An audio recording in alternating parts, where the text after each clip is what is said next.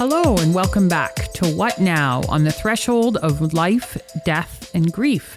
And I'm here in the studio with my friends and colleagues. Red Keating. And David Kennedy. And I'm Julie Brown. And today we have a special guest, Jan Hux. Welcome, Jan. Thank you. I am going to just read a little bio about Jan and then we'll jump into some conversation.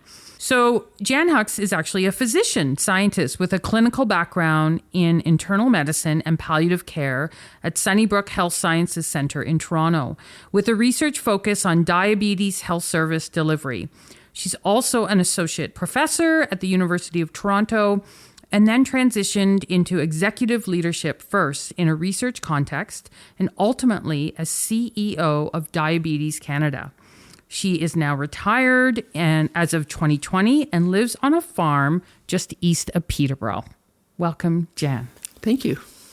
Yes, and I'm so excited to have you here because Jan and I are also connected and friends, and I know a little bit about your story. And the reason why you are joining us here tonight, even although that's an incredible bio, and it will play into what we're going to talk about, but tonight we're here to talk about the common piece that we experience around grief, and yet the uniqueness of the grief when it comes to having a spouse die.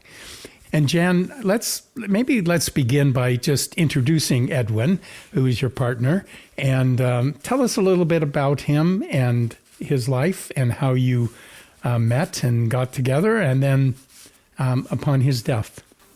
How long do you have? People described Edwin as being larger than life. He was a strong and brilliant and wise and sensitive and powerfully built and energetic and curious and passionate. He made space for people.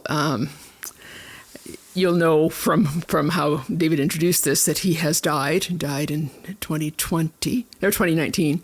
And so the kids started keeping track in the hospital of the number of people who came in and said, "Oh, your dad was my best friend." It was like all these people who thought that they were best friends with Edwin. I was actually his best friend, but he could create that space where people felt so appreciated and heard. He was a risk taker. He sailed solo from Toronto to St. John's in a 1997 flotilla. When you're on the St. Lawrence Seaway, it's 20 minutes from an ocean liner appearing on the horizon to it being on top of you. And so he slept with 2 alarm clocks on his toque and got up every 20 minutes to check the radar. And he thought that was sensible behavior. That was before I came along, so, I didn't have any input on that decision. He was also a man who carried a lot of wounds. He had a very, very dysfunctional childhood, and it took a while for him to even be willing to deal with that pain, and that unfortunately resulted in 2 brief and disastrous marriages, each producing 2 children.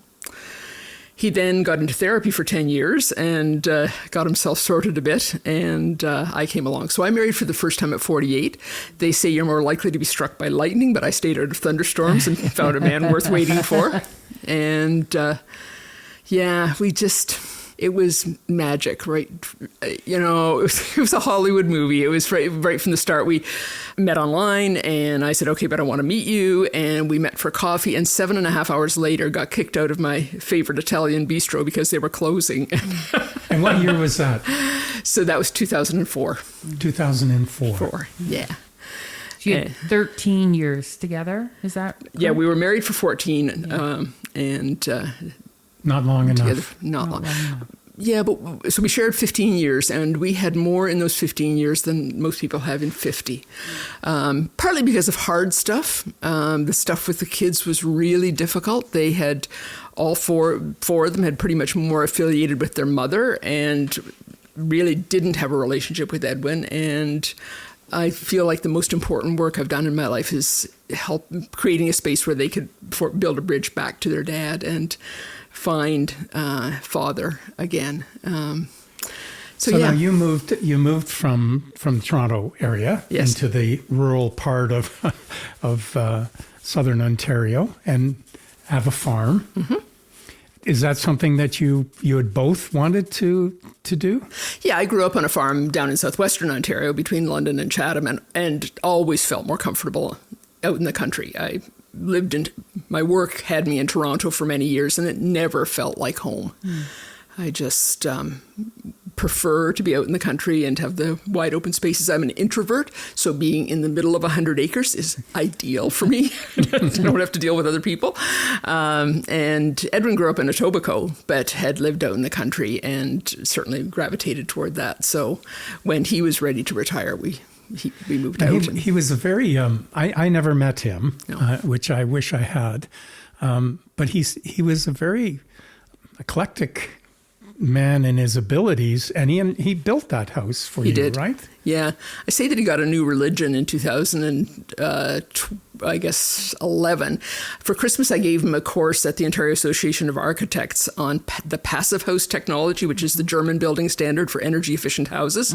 So we don't have a furnace, but it's the design of the house and the high quality windows and doors that allow us to function. So it can be, I have a picture of our indoor-outdoor thermometer. It's minus 26 outside and it's 25 inside, and there's been no heat on for 2 days. Wow. So but he had no background in engineering or architecture.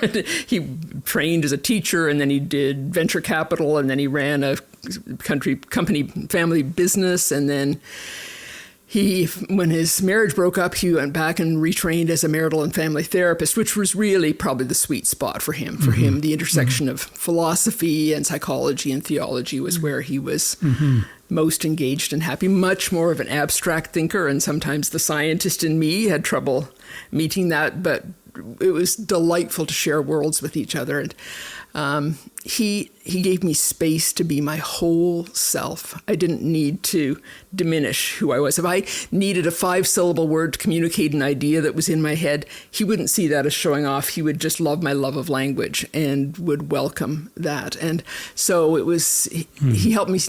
The privilege of seeing myself through the eyes of someone who loved me was transformative. And just even getting into executive leadership, that was all because I saw myself differently as a result of being in the sunshine of his love. So tell us a bit about what happened at the end, what happened to him in his Well, dying. he got a cold, and a month later he was dead. It was bizarre. He had a cold, and I had been home. I tried to work from home on Mondays and Fridays when I could, and he was coughing a lot. And of course, I assumed he just wasn't using his puffer. He had mild asthma, but he seemed to be coughing more. So before I headed down to the city for work, I put my stethoscope on his chest, and he had pneumonia. So I said, "You've got to see your doctor." So I called him that night, and he had called the office, and their next appointment was in 3.5 weeks. And apparently he didn't tell them my physician wife says that I have pneumonia. And so then I arranged through another physician friend to get an x-ray, and he got seen and emerged that Thursday night, and was given, his oxygen levels were fine, so he was given antibiotics and sent home. And Friday he was doing a bit better, and Saturday seemed to be maybe improving, but by Sunday he was just coughing incessantly. Sunday night he went and slept down in the basement because he didn't want to wake me up, and he woke me up coughing from that distance. And so I said, "We've got to go to the hospital." And it was an eerie feeling leaving the house. Did some part of you know, like, this is really serious?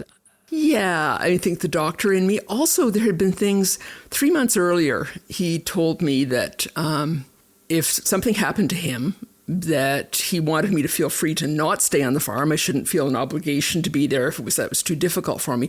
But that if I wanted to stay, he had trained our hired man, Thomas, on all of the machinery and routines of the farm. So Thomas would take care of me if I wanted to stay. And I was just too chicken to say, "Are you planning on checking out?" But looking back, there were a number of little things that made me think he was trying to reconcile with his youngest brother. That had been a very difficult relationship, and it also made me wonder if he had sensed that his time was limited. Yeah, so we went in, and when he got triaged, they slapped on some oxygen. He was getting 2 liters a minute. That was at 8 a.m, and by 4 p.m, he was getting 60 liters a minute. Wow. His lungs were filling up, and I had to sort of pull rank and complain to get him into the ICU that night because he was delirious and pulling off his oxygen. And we were in one of these back dark corners of Emerge, and I just knew he needed the kind of nursing attention that he would get in the ICU. So he got into the ICU. And with that high flow oxygen, and got started on steroids as well as antibiotics. And he, on the Tuesday, he had a good day because he had actually slept that night. He was getting enough oxygen, wasn't having to fight to breathe, and the steroids were probably kicking in a bit. But by the Wednesday, his respiratory rate was going up, and I just knew he wasn't going to be able to sustain that he was going to need to go on a ventilator. And very early Thursday morning, his night nurse phoned me and said he's heading toward a ventilator. If you want to have a conversation with him, you should come in. And that was such an amazing time. I'm so thankful I hung around ICUs when I was working at Sunnybrook from time to time, and they did a great job, but I never saw, and they may do it, I just didn't have exposure to it, but I never saw the quality of palliative care delivered in an ICU that I saw there, and just the sensitivity to what we needed. So, the curtains were pulled, the doors were closed, I crawled into bed with him. We listened to the Mumford & Sons song Beloved, which is a song to a dying lover. And he dictated letters to me and to each of the kids and talked about what he wanted for the funeral and was still trying to take care of me. Reminded me to get the hose bib fixed on the west deck and other advice that he thought. And he said his only regret was not having loved me better. And he almost died that afternoon. I'm told by the kids that I flung myself onto the bed so artfully that I managed not to pull out any of his tubes. Told him he couldn't go. And he did rally and started to improve. So that was Thursday. And by Monday, they were starting to wean off the ventilator, and I was getting more hopeful, and I was sending out all these emails to friends and relatives and saying, he's probably going to be going to rehab. If you don't want to get daily updates, just let me know. And then he blew a hole, first in one lung and then in the other lung. And then it was fairly rapid spiral down, went into renal failure.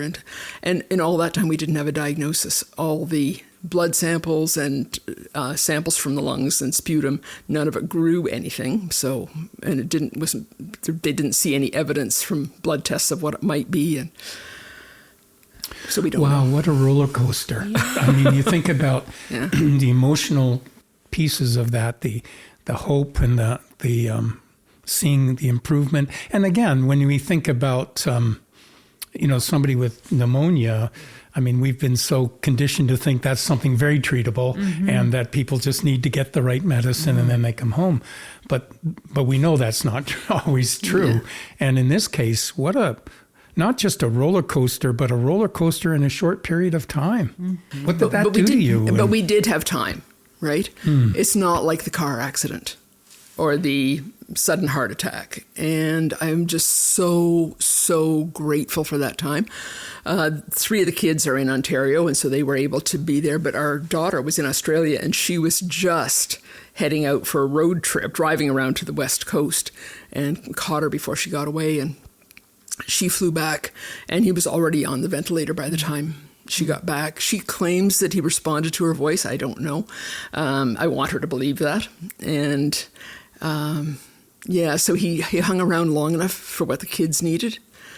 It was hard to know. I mean, it became clear to me that he was dying, but the kids weren't there yet. And I knew he wouldn't want to have his dying prolonged. But I also know he would want what was best for the kids. And so if they had felt I wasn't hopeful enough and I pulled the plug on him, I just didn't want them to have to deal with that. And so things at the end, they dragged on a little longer than probably I would have liked. In that last conversation, I asked him if he was afraid to die, and he said he wasn't afraid. And that was great comfort for me, the sense that he had been mentally and spiritually preparing for it, and that he was ready, and that we had left no stone unturned in trying to treat what might be there, and I could let go. What was it like for you? I mean, I've heard a couple things in your conversation there, but real challenging, you being a doctor, and that two hats you carry, one as a physician, and yet the most important one is a spouse. Yeah. And yet I'm sure there were times when they were at odds with each other, maybe. I had tremendous confidence in the staff there, the medical staff. They were excellent, and they did, again, a really brilliant job of including me. So one of the staff physicians, when he was doing his rounds, when they were rounding on Edwin, he invited me to come and join rounds. So I got to hear everything, all the blood tests, the latest radiology, and what their thinking was, and why I got to be included. And he even turned to me, "Is there anything you want to add?" So I didn't, and it's not my area of expertise. And I had at that point already been out of clinical work for a number of years, and it was a full-time job being the grieving wife and widow, and trying to care for the kids and all that. Jan, it sounds like you and Edwin both leaned into those conversations. That it sounds like there wasn't denial in the room. Was there? No. It was like, this is definitely not. This is where we are. Which then it sounds like that allowed you to have those conversations and the letters, and is that how it felt? Yeah. A friend of mine, he also an internist, when he would be dealing with patients at that brink of being intubated, he would say to the family members, think about it as your son going off to war, and you absolutely hope he will come home okay, but you don't know for sure, so you don't want to leave anything unsaid. Right. And so that's how we approached it, and he wasn't afraid, and so I didn't need to pull any punches. The kids found that harder, and he's getting stronger. Look at that, his blood pressure's going up. Yeah, but... and I didn't try and rain on their parade, and their hope was important to them, and so that was where they were at. Denial isn't my favorite coping mechanism, I don't think. Yeah, I hear that.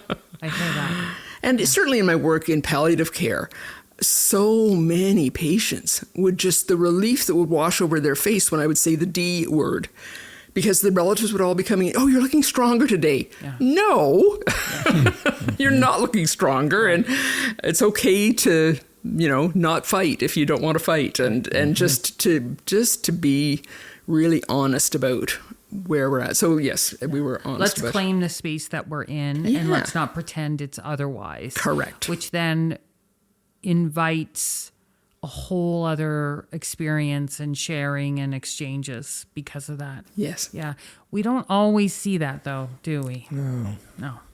And it sounds like you approached it from there. I always try to use the term give over. It's just sort of give over to the situation and be in it. Yes. As opposed to fight it or feel like you're giving up. Yes. And it almost sounds like your approach was set even before the event. Well, I think that's how we approached the relationship from the beginning. Yeah. So that Edwin, makes sense. Yeah. Okay, you get my psychological history. Edwin was the first guy I ever dated at 48. And I wasn't beating him away with a baseball bat. Nobody was ever, and you can imagine what that does to someone's confidence. Right. So, but this guy sounded okay online, and his pictures, the pictures he had posted on his profile weren't very flattering. So I thought, he's not going to have very high expectations of me. And I walked into the coffee shop, and he stood up. And he was gorgeous. The man was a clothes horse. He could wear a ratty T-shirt and look great. Now, I was biased, but no, he just the way he carried himself, and the confidence and the strength and warmth. And I just thought, I might as well just turn around and leave. But we both really worked at being super honest. And Edwin was really protective of the kids. The youngest was 13 at the time we met. And he didn't want the kids getting close to me if the relationship wasn't going to fly. So we had been dating for, I think, 2 or 3 months when we started marriage prep with the priest at my church, because if he found some fatal flaw in the relationship, we wanted to know earlier on. So all of that, just get all the bad news out up front. Right. Yeah, and we just continued that way, trying to be really honest with each other. And that I've said that so many times and realized that the way people live really is the way they die. It just went through my head. It was like, okay, so there we are. Like, you lived in a way of like, we will just meet things head on. Like, we will not be in denial or pretend things are otherwise. Yeah. So, yeah. And so, of course, that's what showed up in the room, in the ICU. Yeah. I'm not sure if I'm jumping ahead. You were going to say something. No, David. please do. Yeah. In terms of how did that approach personally fit in the grief journey? Like, oh, well, now, maybe. Did I say denial wasn't my strategy? Scratch that remark. Okay. So it's so hard not to now see it in retrospect because I've done some grief work, finally. But at the beginning, I would tell people I don't feel grief, I just feel gratitude. And there was so much to be grateful for. The transformative impact he had on my life and the person I became with him, I was so grateful for that. I was so grateful for the healing with the kids. I was so grateful that the kids were still wanting to be part of my life. They insisted, all of them, that I was stuck with them. And David has told me that for so many stepmoms, when their husband dies, they lose the kids too. Yeah. And that has not been my experience. The kids have just been so welcoming of me and appreciative of me and engaging me to be fully part of their lives. And so that I'm so grateful for that. And I'm grateful that he didn't have a long illness.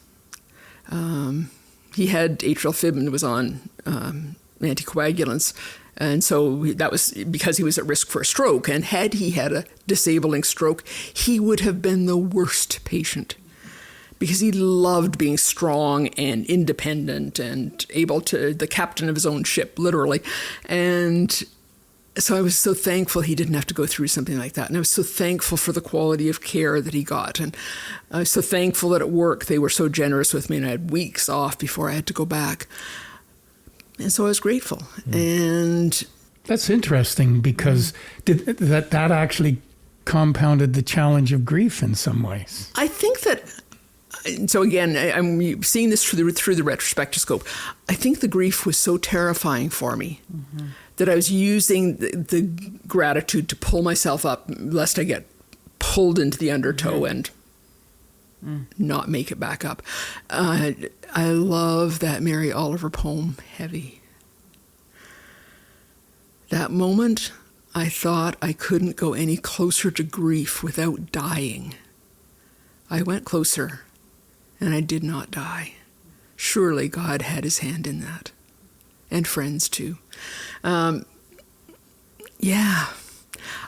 was so afraid to let that grief wash over me that maybe it was denial, maybe it was just a conscious choice. And probably because of that, I experienced grief as exhaustion. I used to tell palliative families when I was working with them that, you do the work of grieving. It's hard work. You will be tired. It's exhausting. No, for me it was exhaustion. I could sleep 8 hours and wake up tired. I did eventually make it back to work. I survived because I had a great team and they covered for me a lot. And when I had to give 6 months notice, and when I finally retired, I just slept and did a whole lot of nothing and then slept some more. And I just was exhausted. And I think it was the work of holding that grief at bay, keeping that door shut. I was having to put all my strength against the door. Did you know the exhaustion was grief at the time, or did you? Yeah, I probably would have phrased it as that's the way I'm processing my grief. Okay. It's because I'm processing it that I'm tired. No. It's because you're keeping it at bay that you're tired.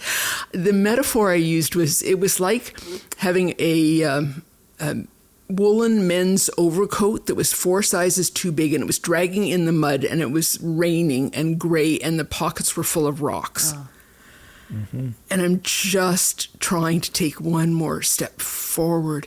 And I had no idea what the rocks were or how to address them and deal with them. I wasn't crying. I went to see David, actually, for counseling at the hospice because I thought I was doing it wrong. I wasn't normal because I hadn't cried since before the funeral, and this was now 3 months after. He helpfully told me the only place that's normal, Jan, is a setting on your dryer. There's no normal in grief, which was liberating, but I felt embarrassed. Like, will people think that I didn't really love Edwin because I'm not tear-soaked? And I made up this Spotify playlist of teary end-of-love songs to try and get myself to cry, and I couldn't cry. But there's like the protective nature of our mind, right, of our brains, that will often kind of numb us. Like sometimes we talk about numbness like it's a bad thing or we can pathologize it, but sometimes numbness is what we need for a period of time for us to keep going through the world. And numbness, not all the time, but most of the time, it doesn't last forever. But it sounds like that's what it needed, what you needed in that time to get through that initial chapter. Is that accurate? I think so. And I think about if I used a verb to describe how I operated at work for my last 6 months, it would be sleepwalking. Yeah. I sort of sleepwalked through that last section of work. And I would say I was passively suicidal. I was disappointed when I'd wake up alive in the morning because there was no reason to go on. Mm-hmm. And over weeks and months, and again, seeing how the kids really still wanted me in their lives, that gave me a little bit of a purpose to care for them and support them in their grief and in their growth. So that was good. And then, I am one of the few people on the planet that loved COVID. And I want to acknowledge up front, there was horrific suffering from COVID and horrible, horrible things happened. But for me, to be able to sit in my house and not come up with excuses for not doing people's social events that they thought I needed to go to. I just needed to sit in this house that Edwin built with his own hands and feel loved and feel sheltered. Shelter, it was a word I used in my wedding vows. You were my sheltering presence. And he continued to be my sheltering presence. And I sort of made... I don't know, it's the word mausoleum, made a mausoleum out of the house. I tried to keep him alive there. And I had this huge, somebody had gotten a print of a nice picture of the two of us and gotten it blown up. So it was almost life-size. And I had it sitting on the chair across from the chair I would always sit on in the living room. And so it was like he was looking at me. Mm-hmm. And I got obsessed with bragging about the house that he had built. And you heard a bit of that probably earlier tonight. So, a delivery person would come to the door and I'd have to tell them about why these doors are so heavy. And keeping them alive and not changing anything. So there were some landscaping things I would have preferred differently, but Edwin hadn't changed them. So it's disagreeing with him to change and not making new friends, because how could those new friends understand me because they didn't know Edwin and wouldn't know Edwin. And so I sort of got trapped on May 28th, 2019. And it's interesting. I've watched particularly parents who lose a child and how they turn that child's room into the museum of the kid's life, and they'll go in and spend time there and commune with them. And I always thought that was so sad, and I wouldn't be judgmental. I mean, I couldn't imagine the grief that they were going through, but I saw it as unhealthy to be stuck there. And yet I was doing it myself without realizing that that's what I was doing. So did the gratitude and that what I was hearing as almost like an armor, yes, a defense, and the grief that you're describing, did they exist at the same time? Were they like consecutive, or like how did I? Or another way of asking, I guess, when did the gratitude give over to grief, or that's what I'm trying, or were they at the same time? Did they overlap? I think they were at the same time. I felt the gratitude all the time. I still feel the gratitude. Right. And the grief I was trying to keep at bay, but was aware of as being that monster in the closet, and I better keep the closet door shut. But by 3.5 years after he had died, I had a sense that I was stuck. I had found satisfying things to do, some good volunteer work. I was really enjoying the property and getting more involved in work in the property and hosting people at the property. And so that was all good, but I just had a sense that I was stuck. And so I started meeting with spiritual director. I have subsequently decided that she should get an Oscar for not falling off her chair laughing when I gave her the line, "Oh, I don't feel any grief, I only feel gratitude." But she kept a straight face and let me talk about stuff I wanted to talk about. And probably a year later, I was ready to say that maybe grief was some of the issue, but I was afraid. And she gave me the Ellen Wolfelt books, and they were good. I'm not a workbook person. I'm not a grief group person, which is probably why it took me so long. And I still wasn't really getting any traction until May of 2024. So it was the month when the 5-year anniversary would come up. And on May 1st, Edwin's dog, Guinness, died. And that cracked me open. Yeah, and Krista, my spiritual director, said, if you invite grief in, it will come. If you open the door, it will come. And I'm not sure it was an invitation, but the door got opened and it came. 2 weeks later, I was in Toronto seeing my sister-in-law, and she gave me a book, which you may know, Grieving Room, by Leanne Friesen. And it's just somebody's grief journey, a woman who lost a beloved sister. And so I was taking the GO train back to Oshawa, to where the car was, and started reading the book. And I started ugly crying. And I don't know if anybody else was in that train car, and I don't care. For the first time, I got that release of really just wailing. And then it went on from there. I just tried to figure out, what are these rocks that are in the pockets of this coat that I'm wearing, and how can I acknowledge them and take anything from them I need and then drop them. And it was an awful 4 weeks, 6 weeks. I remember the anniversary day, I tried to go for a walk. I stumbled halfway down my driveway, and I just couldn't even make myself walk. I was so debilitated with the grief. It was probably worse than it had been 5 years earlier, because I was letting myself feel the feels. And I don't really know what I did, but entering into the grief and moving through it left me feeling a lot lighter. It reminds us of what we talk about all the time, that time by itself does not fix grief. And that, here you are 5 years later, feeling it as if it had just happened, I'm sure. And the intensity of the grief reactions, time doesn't make it go away. It just delays that piece until we're maybe ready, but we're willing at least to allow that to be present. Yeah. Yeah, I'm not sure I was ready, but I wasn't willing to stay stuck any longer, I think is.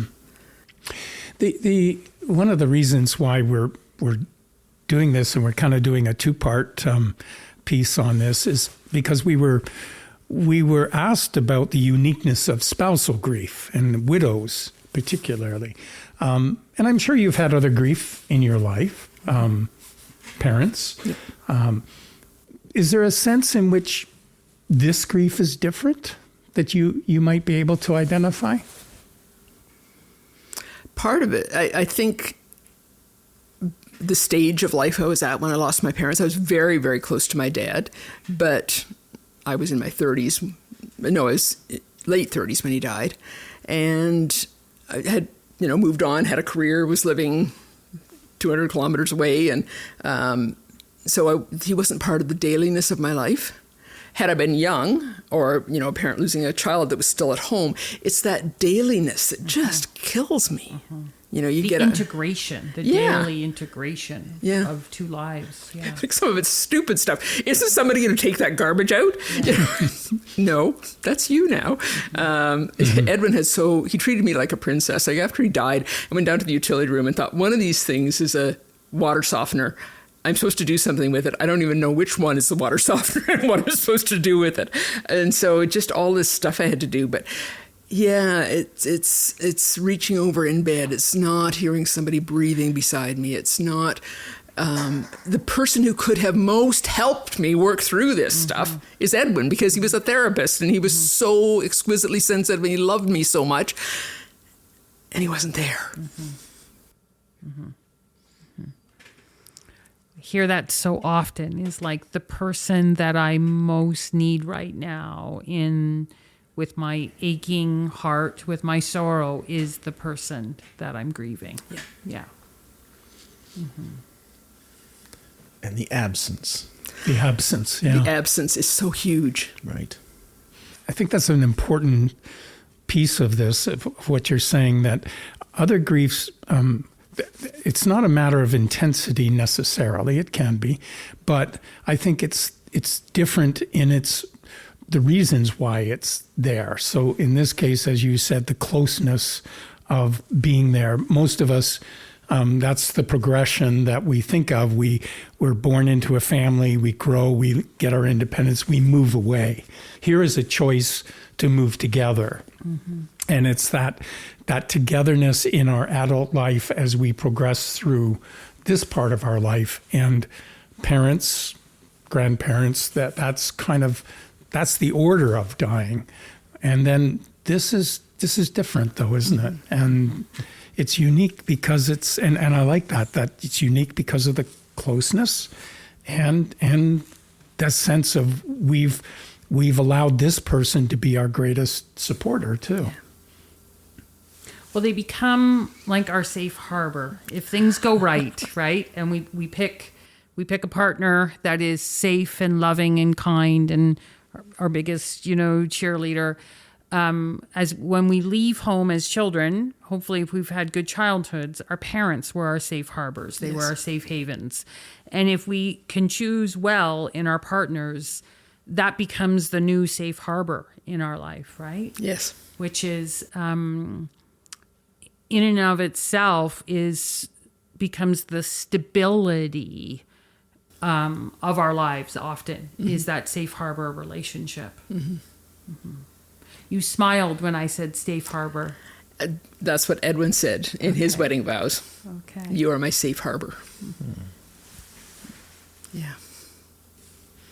Which for him as a sailor was incredibly meaningful and an honor for me to be seen that way. Now, I know there's no book that has this has all the steps, despite what people are looking for. But is there, as you reflect back, was there? I mean, that story of Edwin's dog dying was kind of that was the catalyst that really broke open the grief. Was there anything specific that you did after that in order to honor that grief? I love that idea of taking out the stones, just looking at them, honoring them, deciding when you can let them down. Was there anything else that you found particularly meaningful or helpful that allowed you to navigate that kind of journey?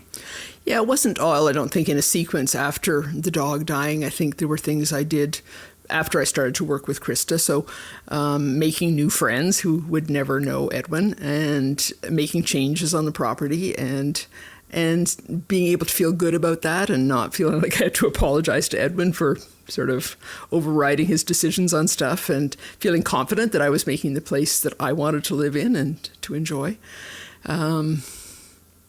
Those are big ones, though. They are. It's that future orientation, right? Yeah. To like some acceptance of that these new friends or these changes, like I won't get to experience this with Edwin, but I will move forward with them anyways. Yeah.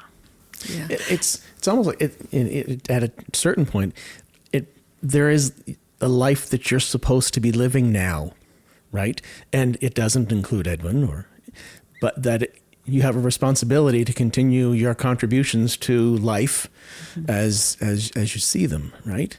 I don't know if responsibility was the right word there, but that sense that it's okay. You have permission to live again. I think so. And again, I'm probably too introspective, but thinking about why was I needing to stay in May 2019? Why was I needing to keep him alive? And what was the significance of that? And so that was helpful work to do. So seeing how Edwin had really loved the extent to which I'd been a bridge for the kids to reconnect with him, but there were still wounded places there and still stuff that needed to be dealt with. And he was counting on me to, after he felt with one of the kids in particular that it would only be after he died that they would deal with their issues with him, and wanted me to be there for that. And I had always assumed that meant that I would tell them that their impression of him was wrong, that he really was a wonderful person. And actually, in those seasons of his life, he wasn't. Mm-hmm. And in fact, the eulogist at his funeral said, Ed Martin was a jerk. And he was, but he did really, really hard work to become Edwin, to reclaim his birth name and become the person that he had the potential to be. And the kids lived through Ed. And no matter how wonderful I knew Edwin to be, that wouldn't change. They couldn't go and relive those early experiences. So I didn't need to hang on to this image of the wonderful Edwin for their sake. And then I didn't need to hang on to that image of the wonderful Edwin for my sake. I think I used him as an ego prop. I talked to you about how when I walked into that coffee shop the first time, I thought, wow. And so I loved I loved finally for the first time in my life going to couples events, and I was a couple. And I was a couple with somebody who really looked great and talked great and I was so proud of. And now I need to figure out who am I without Edwin, and to find beauty and meaning and purpose in solo Jan. I think for me, one of the things that had really helped was being single till I was 48. I know how to do stuff alone. I may not know which one is the water softener, but, I can buy insurance and lease a car and, I can do the things. And I am an introvert. I love my own company. And so a lot of those things that might be hard for people who married young and had never been on their own, I was spared those challenges, and I'm grateful for that. Did you have any resentment or anger that it took that long, and here's this great light that comes into your life, and then he's taken so soon? Oh, yeah, we'd gone through that actually 5 years earlier, because I developed an extremely aggressive breast cancer 5 years after we met, and only had a 40% chance of being alive and well in 5 years. Wow. And Edwin thought, I've waited all my life to find this woman. Now she's being taken away.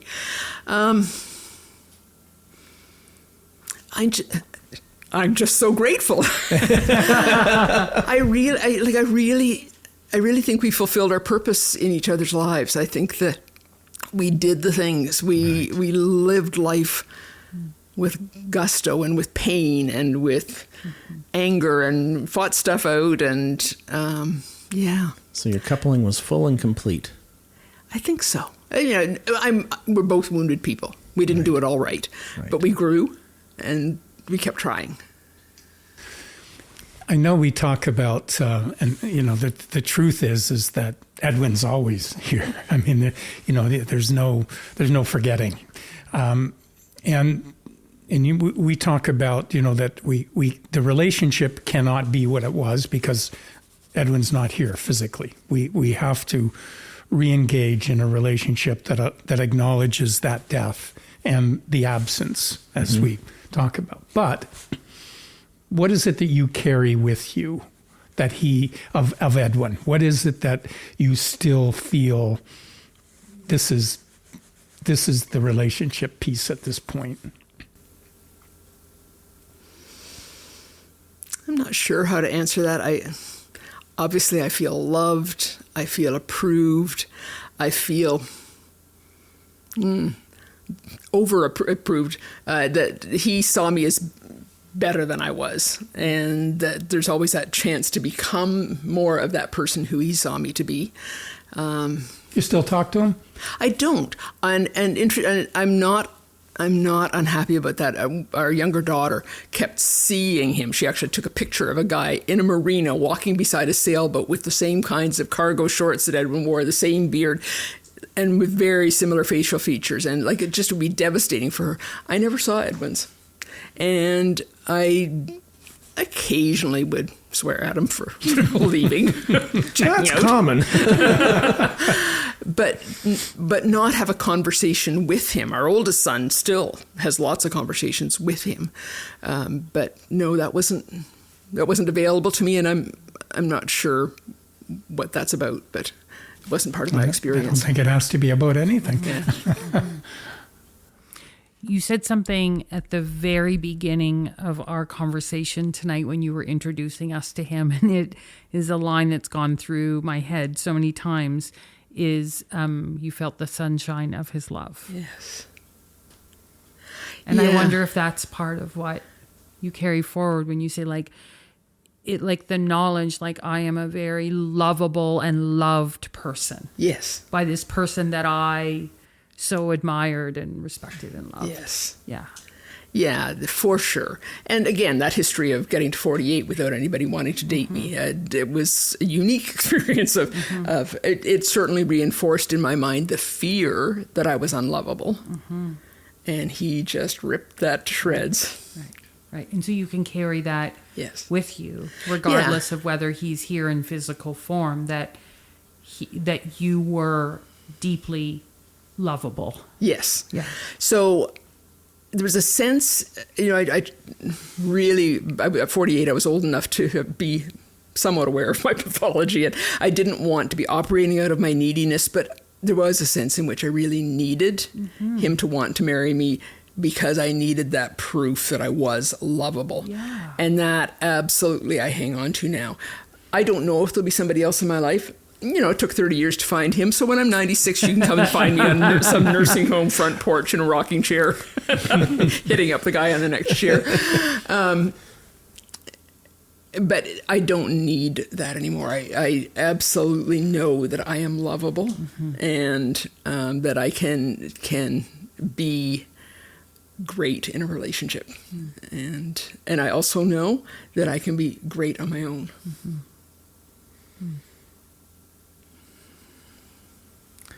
Takes a long time to get there, though. Yeah, I'm a slow learner. Yeah. Didn't walk till I was 2, so it's sort of the pattern of my life. I'm just thinking about the listeners who might be listening, kind of going, it's okay that this takes time. Yes. And it's not something you want to rush through anyway, because you might miss something that's important to carry forward, but that it does take time. Yeah, I mean, part of me, I'm a perfectionist. I would have liked to have done it right, which is why I went to see David and find out why I wasn't normal. Wrong place. Wrong place to go. To go see abnormal. But there was good stuff happening in the 3.5 years before I started to work with Krista. And I think I needed some of that numbing just to get myself into a slightly steadier on my feet, not unhappy to wake up in the morning space before I could start unpacking the grief. And there was probably something really important about the numbing and about the not wanting to get up in the hibernation. I mean, we sometimes think those are things that we shouldn't be doing. There's something wrong, but that might have been an important part that needed to be sort of lived through in order to get to where the next step was, right? I think in order that's true. to weather the storm of being cracked open with Guinnesses. Guinness, Yeah, Guinness stuff. Yeah. Yeah. I do like your story about not crying. And I don't know if I've ever told the story before. I've had someone stop me, but I worked with this woman. She was this lovely lady, and her husband was dying in palliative care, and she wasn't crying, and she thought there was something wrong with her. And I kept saying, there's nothing wrong with you. It's just, it'll come when it comes. And he died, and I was talking to her, and she wasn't crying, and she was so upset, and she left. And then I don't know if I would ever see her again, because now next person's in the same bed now, someone else, new family. And I got a call about maybe 3 or 4 months after And it was her. And she goes, "Oh my God, Brad, I started to cry." I says, "Oh, how wonderful. That's really good for you." "Yeah, I was in Walmart." And she said, "I had to abandon my trolley and I just ran out to my car and I just wailed." And she finally felt okay. Not like okay that she cried. Like it was finally, she says, "And I don't know what was the thing that tipped that tears out of my eyes, but something happened in Walmart and she was so happy." Were you happy when you cried? Yeah, I was obviously intensely sad because I was feeling the grief, but the me from the ceiling of that GO train car was, "Oh, finally." GO train, Walmart. Right. Yeah, a bit of relief. Like there's a sense of like I'm making space for something else, right? But like all that suppression of that, right? And I sometimes use the analogy of when that emotion isn't coming out. And again, there can be good reasons for that. But imagine standing in the lake with a beach ball and you're holding the beach ball underwater. You could do that.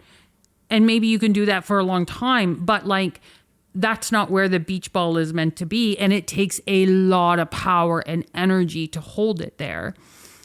And then when it comes to the surface, it's like there can be this relief. Yes. Along with also the anguish and the sadness. So I certainly don't want to paint a picture that it's otherwise, but simultaneously there can be the relief and the feeling of all the other feelings coming up.